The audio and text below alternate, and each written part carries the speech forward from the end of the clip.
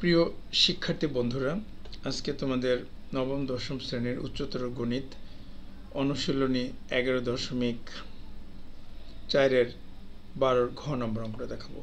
এখানে একটা রেখার ঢাল এবং ওয়াই ছেদক দেওয়া আছে, রেখাটি সমীকরণ বের করতে হবে। সেখানে দেওয়া আছে রেখার ঢাল m = -3 এবং ওয়াই ছেদক c = -5। তাহলে আমরা এই সমীকরণটা আমাদের জানা আছে লিখে আমরা সমীকরণটা বের করব। লেখো,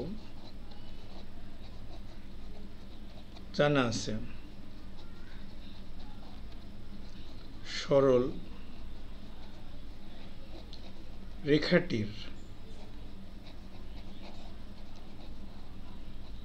সমীকরণ।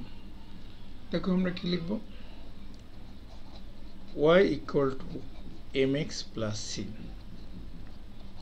এখানে m এর মান -3 আর c এর মান হচ্ছে -5। তাহলে আমাদের রেখাটা হয়ে গেল y = -3x - 5। এটাই আমাদের অ্যান্সার।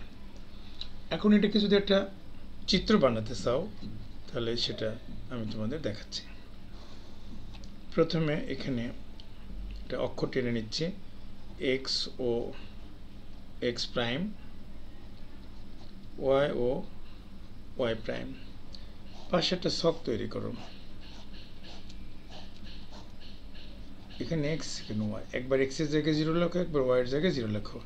আমি যদি x = 0 বসাই তাহলে y = লিখতে পারি -5, আর y = যদি আমি 0 লিখি তাহলে বলতে পারি x = -5/3।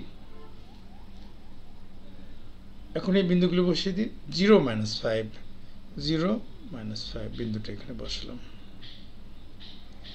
আর হলো -5/3 0, সেটা এখানে বসালাম, -5/3 0।